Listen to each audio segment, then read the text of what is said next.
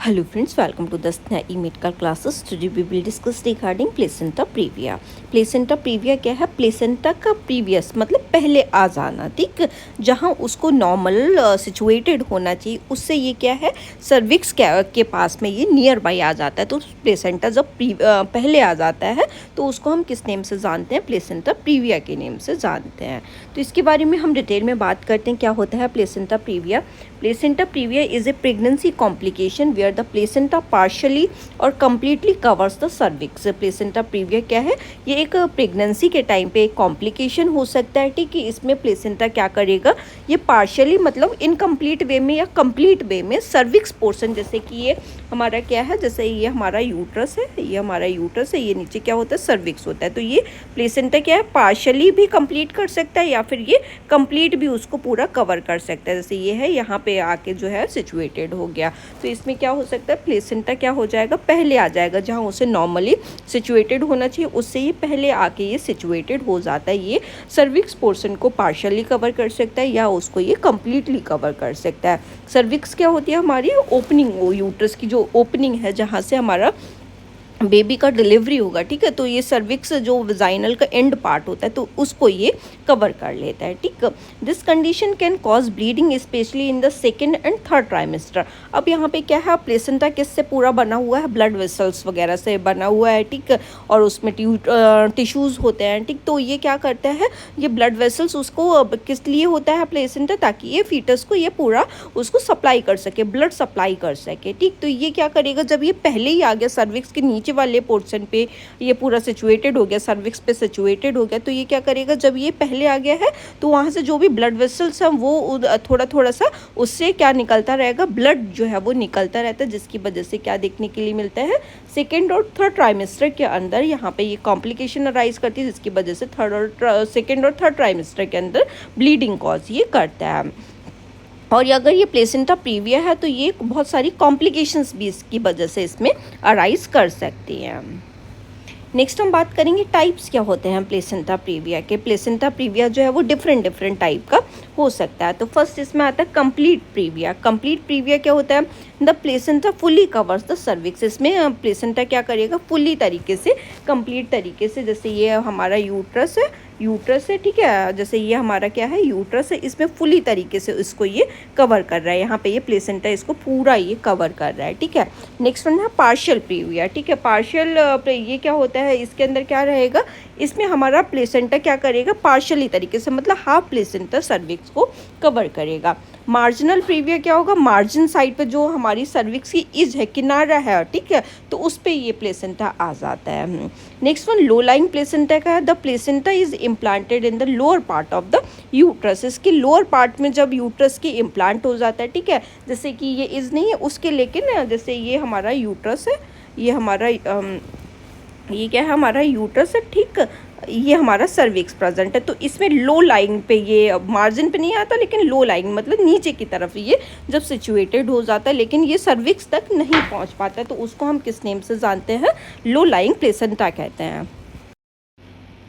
Next हम इसको placenta previa को डिटेल में समझ लेते हैं क्या होता है प्लेसेंटा। नॉर्मल प्लेसेंटा कहाँ पे, इस जगह पे ये सिचुएटेड होता है, लेकिन इसमें कंडीशन में प्लेसेंटा प्रीविया जब पहले ये प्लेसेंटा सिचुएटेड हो रहा है तो ये कैसे कैसे करके प्लेसेंटा हो सकते हैं। मार्जिनल प्लेसेंटा मतलब ये मार्जिन पे आ गया, सर्विक्स के मार्जिन पे, इज पे आ गया। पार्शियल मतलब इसने सर्विक्स को पार्शियली तरीके से इसने कवर कर लिया, ठीक है।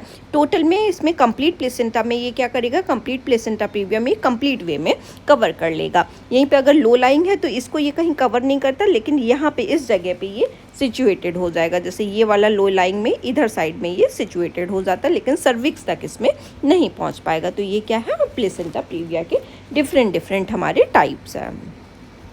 नेक्स्ट हम बात करेंगे साइन सिम्टम्स क्या देखने के लिए मिलते हैं अगर ये प्लेसेंटा प्रीविया की कंडीशन अराइज कर रही है, तो क्या साइन सिम्टम्स इसमें शो करेंगे।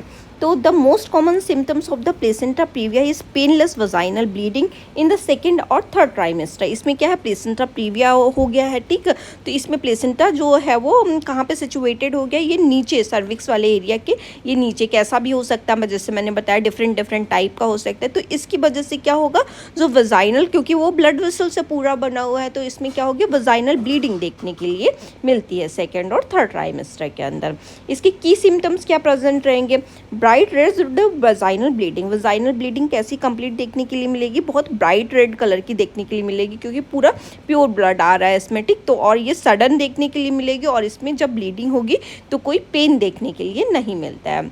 ब्लीडिंग आफ्टर इंटरकोर्स, अगर जो पार्टनर है, जो फीमेल है, उसका मेल पार्टनर जो है, अगर वो इंटरकोर्स करते हैं, सेक्सुअल अगर इंटीमेट हो रहे हैं, तो वो क्या करेगा उस टाइम पे, इंटरकोर्स करने के बाद में, तो क्योंकि ये क्या कर रहा है, जो प्लेसेंटा है उसको जाके ये वो कर रहा है, बीच में वो इंटरप्ट कर रहा है, ठीक है। तो उसमें क्या हो जाएगा, थोड़ा सा जब वो पुश होगा जाके प्लेसेंटा, तो वो क्या करेगा, ब्लीडिंग कॉज करेगा। नेक्स्ट वन, माइल्ड क्रैम्पिंग और कॉन्ट्रैक्शंस देखने के लिए मिलते हैं। कुछ केसेस ऐसे होते हैं जिसमें क्रैम्पिंग हो सकती है, क्योंकि वो नीचे लोअर लाइन में है, ठीक है, और कॉन्ट्रैक्शंस भी, माइल्ड कॉन्ट्रैक्शंस भी देखने के लिए मिल सकते हैं। साइन ऑफ अनीमिया, ये ब्लीडिंग इज प्रोलॉन्ग्ड और हैवी, अगर ब्लीडिंग, अगर ये जो प्लेसेंटा जो प्रीविया हो रखा है, तो इसमें अगर ब्लीडिंग कंटिन्यूस बनी रही, तो मदर क्या कर सकती है, अनीमिक हो सकती है, क्योंकि जितनी ब्लीडिंग हो रही है उतना ही वो अपनी ब्लड सप्लाई बढ़ाएगा, ठीक है। तो उसकी वजह से जब ब्लड उतना ही ज़्यादा उसको प्लेसेंटा को चाहिए होगा, क्योंकि उससे फीटल को सप्लाई तो करनी ही करनी है, तो मदर क्या हो जाएगी, उसमें अनीमिक की कंडीशन बहुत ज़्यादा देखने के लिए मिल सकती है। नो एब्डोमिनल पेन, इसमें कोई भी एब्डोमिनल पेन देखने के लिए नहीं मिलेगा। ये जो पेन देखने के लिए मिलता है, तो एक कंडीशन होती है प्लेसेंटा एब्रप्टिव प्लेसेंटा जो कहलाती है, ठीक है, जिसमें प्लेसेंटा क्या होता है, अपनी जगह छोड़ के ये क्या आ जाता है, नीचे आने लगता है, अपनी जगह क्या हो जाएगा, उसको छोड़ के ये वहाँ से डिटैच हो जाता है। जैसे ये ऊपर सिचुएटेड था, तो उसको जब डिटैच होकर नीचे आ जाता है, ठीक, तो उसको हम क्या कहते हैं, अब्रप्टिव प्लेसेंटा। इसमें क्या देखने के लिए मिलता है, अगर केस हो रखा है, ठीक है, प्लेसेंटा प्रीविया के केस में नहीं पेन देखने के लिए नहीं मिलता प्लेसेंटा प्रीविया, लेकिन अब्रप्टिव प्लेसेंटा अगर हुआ है, मतलब प्लेसेंटा जहाँ पे सिचुएटेड था उसने अपनी जगह छोड़ दी है। प्लेसेंटा प्रीविया में वो अपना ओरिजिनल वो वहीं पे उसने सिचुएशन, वहीं पे उसने पोजीशन ली। अब्रप्टिव प्लेसेंटा में वो अपनी जहाँ पे सिचुएटेड था उसने अपनी जगह छोड़ दिया और नीचे आके वो आ जाता है, ठीक है। लेकिन प्लेसेंटा प्रीविया में वो पहले से ही वहीं पे रहता है, ठीक। तो ये एब्रप्टिव प्लेसेंटा में क्या करेगा, इसमें पेन देखने के लिए मिलता है, क्योंकि वो अपनी जगह छोड़ के, और क्योंकि वहाँ पे ब्लड वेसल्स वगैरह भी हैं, तो वहाँ पे पेन, जब वो अपनी जगह छोड़ेगा तो वहाँ पे पेन जो है वो प्रेजेंट रहता है। नेक्स्ट हम बात करेंगे रिस्क फैक्टर क्या प्रेजेंट रहते हैं। अगर ये प्लेसेंटा प्रीविया की कंडीशंस देखने के लिए मिल रही है, तो क्या रिस्क फैक्टर्स रहेंगे। प्रीवियस प्लेसेंटा प्रीविया, अगर किसी को पहले का केस, अगर हमने ऐसा सुना है कि इसको मदर को पहले प्लेसेंटा प्रीविया की कंडीशन हुई थी, तो ये एक रिस्क फैक्टर रह सकता है। ये इस वाली प्रेगनेंसी में भी क्या कर सकता है, प्लेसेंटा प्रीविया कॉज कर सकता है।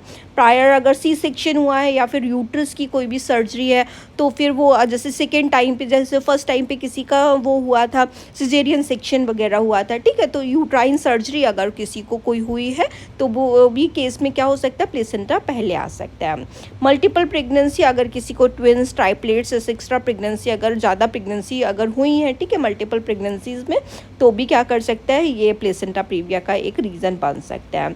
अगर किसी मदर की एज बहुत ओवर एज्ड हो गई, एडवांस मदर एज है, जितना उसको चाहिए था उतना होना, ठीक है, तो इसमें अगर ओवर एज 35 से अबव हो जाती है, तो भी एक रीज़न बन सकता है। स्मोकिंग और ड्रग यूज़, अगर मदर स्मोकिंग या फिर कोई भी ड्रग वगैरह का एडिक्शन वगैरह कर रही है, तो भी एक रीज़न बन सकता है। नेक्स्ट, अगर ये प्लेसेंटा प्रीविया की कंडीशन है, तो इसको हम कंफर्म करने के लिए हमें क्या डायग्नोसिस कराना है, जो हम कंफर्म कर सके कि मदर को प्लेसेंटा प्रीविया की कंडीशन है। तो इसके लिए प्राइमरी मेथड क्या होता है, अल्ट्रासाउंड कराना होता है। तो इसके थ्रू हम क्या कराएंगे, एब्डोमिनल अल्ट्रासाउंड कराया जाता है, ट्रांस एब्डोमिनल अल्ट्रासाउंड रहता है। ये फर्स्ट लाइन टेस्ट होता है, ताकि हम कंफर्म कर सकें कि ये इसको प्लेसेंटा प्रीविया है कि नहीं है। ट्रांस विजाइना के थ्रू भी करा सकते हैं, एब्डोमिनल के थ्रू भी कराया जाता है। More accurate but done carefully to avoid disturbing the placenta, ये बहुत एक्यूरेट रिजल्ट देता है कि प्लेसेंटा प्रीविया है कि नहीं है। लेकिन हमें जब इसको कर रहे हैं तो बहुत केयरफुली करना है, क्योंकि हमें प्लेसेंटा को किसी भी एनी हाउ उसको डिस्टर्ब नहीं होना चाहिए, क्योंकि अगर वो डिस्टर्ब हुआ तो इवन ये लाइफ थ्रेटनिंग कंडीशन भी हो सकती है, ठीक। तो इसमें हमें क्या करना है, बहुत नॉर्मली तरीके से, बहुत बिना डिस्टर्बिंग किए, कुछ भी ऐसा अवॉइड किए, ऐसे करके उसका जो अल्ट्रासाउंड है, ट्रांसविजाइनल अल्ट्रासाउंड, वो करना है। डॉपलर अल्ट्रासाउंड भी करते हैं ताकि हम ब्लड फ्लो कितना हो रहा है कितना नहीं हो रहा है, मदर को कहीं अनीमिया वगैरह के होने के चांसेस तो नहीं है, ठीक है। ब्लड फ्लो को देखने के लिए उसका डॉपलर अल्ट्रासाउंड भी किया जाता है। Placenta previa is often diagnosed during a routine 18 to 20 week ultrasound, but in some cases it may resolve as the uterus expand. Placenta previa की कंडीशन ये, अगर हम नॉर्मली अगर हम जाते हैं एंटीनेटल विजिट पे, अगर मदर आई है तो नॉर्मली ये डायग्नोस हो सकता है 18 to 20 वीक पे, जो ये वाला पहले की कंडीशन डायग्नोस हो सकती है, मतलब प्लेसेंटा प्रीविया की 18 to 20 वीक पे कंडीशन देखने के लिए मिलती है। लेकिन ऐसे क्या होता है, यूट्रस क्या करता है, एक्सपेंड करता है। जब वो अपना साइज़ एक्सपेंड करेगा तो प्लेसेंटा अपने आप ही ऊपर सिचुएटेड हो जाता है जाके। तो ये कुछ केसेस ऐसे होते हैं जिसमें ये 18 to 20 वीक पे हम नॉर्मल केसेस में प्लेसेंटा प्रीविया भी नहीं है, लेकिन नॉर्मल केसेस में भी ये पहले देखने के लिए मिल सकता है। जैसे ही यूट्रस अपना एक्सपेंड करेगा तो वो अपनी जगह पे वो पहुंच जाता है। एडिशनल टेस्ट हमें क्या कराने हैं उसके लिए, प्लेसेंटा प्रीविया के लिए क्या केसेस वो डायग्नोसिस नीडेड है, एमआरआई करा सकते हैं in rare cases to check for placenta accreta, ठीक है। ये कुछ रेयर केसेस होते हैं जिसमें प्लेसेंटा अक्रीटा, परक्रीटा, इनक्रीटा वगैरह ऐसी कंडीशन तो नहीं है। प्लेसेंटा एबनॉर्मली तरीके से यूट्रस की किसी लेयर में तो अटैच नहीं है, ठीक है, उसमें इन्वेड तो नहीं हो गया यूट्रस की लेयर्स के अंदर, ठीक। तो उसके केसेस में कराना होता है उसको कंफर्म करने के लिए ब्लड टेस्ट कराना होता है ताकि हम अनीमिया वगैरह को हम डायग्नोज कर सके कि कहीं मदर अनीमिक तो नहीं हो गई है। नेक्स्ट हम बात करेंगे हमें मैनेजमेंट कैसे करना। अगर कोई मदर हमें देखने के लिए मिलती है कि उसको प्लेसेंटा प्रीविया की कंडीशन है तो हमें उसमें क्या मैनेजमेंट परफॉर्म करना होगा। तो फर्स्ट वन है इसमें हमारा एक्सपेक्टेंट मैनेजमेंट। हमें क्या कंजर्वेटिव मैनेजमेंट, कंजर्वेटिव अप्रोच लगाना है कि हमें अगर ये केस आता है हमारे पास तो हमें क्या क्या चीज़ें करनी है। For cases diagnosed before 36 to 37 week without significant bleeding, अगर ये केस डायग्नोस्ड हुआ है 36 से 37 वीक के लगभग, ठीक है, और कोई भी ब्लीडिंग वगैरह देखने के लिए नहीं मिल रही है, ठीक। तो ऐसी नॉर्मली जब हमने अल्ट्रासाउंड किया था और ये केस पता चल गया कि यहाँ पे प्लेसेंटा प्रीविया की कंडीशन है, तो क्या कराना है, पैल्विक रेस्ट कराने के लिए बोलेंगे, उसे इंटरकोर्स करने के लिए, जो सेक्सुअल अपने पार्टनर के साथ इंटीमेट होने के लिए उसे मना करेंगे, ठीक है। वेजाइनल एग्जामिनेशन इसमें परफॉर्म नहीं किए जाते, और कोई भी हैवी एक्टिविटी, स्ट्रेनियस एक्टिविटी वगैरह जो है, जैसे कुछ भी भारी वेट वगैरह उठाना, वेटेड चीज़ें, हैवी चीज़ें उठा रहे हैं, ठीक, तो ये सारी चीज़ें अवॉइड करनी है। ऑब्जर्वेशन एंड मॉनिटरिंग, मदर को ऑब्जर्वेशन पे रखना, उसको मॉनिटर करना है, रेगुलर अल्ट्रासाउंड कराने ताकि प्लेसेंटा की मूविंग की कंडीशन पता कर सके कि वो ऊपर जा रहा है कि नहीं जा रहा है, यूट्रस एक्सपेंड हो रही है तो उसमें ऊपर वो जा रहा है कि नहीं जा रहा, तो उसकी कंडीशन को देखने के लिए मदर को यूट्रस का पूरा एग्जामिनेशन अल्ट्रासाउंड के थ्रू करते रहना है। Iron and folic acid supplements start करेंगे क्योंकि यहाँ पे अनीमिया होने के बहुत ज़्यादा चांसेस होते हैं, तो मदर को अनीमिया वगैरह ना हो, कोई ब्लड लॉस वगैरह ना हो, ठीक है, उसकी वजह से ब्लड लॉस हो रहा है तो उसकी वजह से अनीमिक मदर फील ना करे, तो उसके लिए हमें क्या देना, उसे आयरन और फॉलिक एसिड की सप्लीमेंट्स देना है। हॉस्पिटलाइजेशन कराएंगे, अगर ज़रूरत लगती है तो हमें क्या कराना है, मदर को हॉस्पिटलाइज कराना है।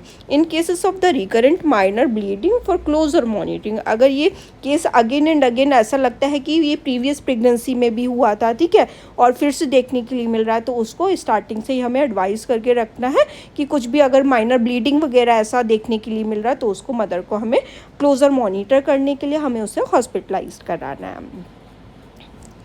नेक्स्ट मैनेजमेंट हमारा मैनेजमेंट ऑफ ब्लीडिंग एपिसोड्स। अगर मदर को ब्लीडिंग एपिसोड्स आ रहे हैं, पहले वाला क्या था, ब्लीडिंग वगैरह कुछ नहीं प्रेजेंट थी और ऐसे ही हमें हमें कंजर्वेटिव मैनेजमेंट करना था। अगर ब्लीडिंग एपिसोड आ रहे हैं तो हमें क्या करना है, if vaginal bleeding occurs the approach depend on severity, अगर ये वेजाइनल ब्लीडिंग प्रेजेंट रहती है तो ये डिपेंड करेगा कि वेजाइनल ब्लीडिंग कितनी सीवियर उसको हो रही है, उसके ऊपर डिपेंड करेगा कि हमें क्या मैनेजमेंट करना है। यहीं अगर माइल्ड ब्लीडिंग है तो हमें उसे हॉस्पिटल में एडमिट करना है, ऑब्जर्वेशन के लिए बोलना है, और उसको आईवी फ्लूइड्स अगर ज़रूरत लगती है, कहीं मदर डिहाइड्रेटेड वगैरह ना हो, ब्लड लॉस वगैरह ना हो उसके अंदर हो, ठीक है, तो उसे आईवी थेरेपी पे रखा जाता है। सीवियर और रिकरेंट ब्लीडिंग अगर यहीं पे हो रही है, ठीक है, ज़्यादा ब्लीडिंग देखने के लिए मिल रही है, तो उसका ब्लड ट्रांसफ्यूज़न हमें स्टार्ट करना है ताकि कोई भी सिग्निफिकेंट ब्लड लॉस देखने के लिए बॉडी से मदर की ना मिले। हमें कॉर्टिकोस्टेरॉइड्स स्टार्ट करने, जैसे उसको बीटा मीथासोन दे सकते हैं, ठीक है। अगर यहीं बेबी प्री टर्म की कंडीशन है, 34 से 36 वीक का बेबी है, ठीक है, तो उसके लंग मैच्योर हो सके, इनफ मैच्योर करने के लिए, ठीक, तो उसका वीटामेथासोन उसको देना होता है ताकि उसकी लंग की मैच्योरिटी हो सके।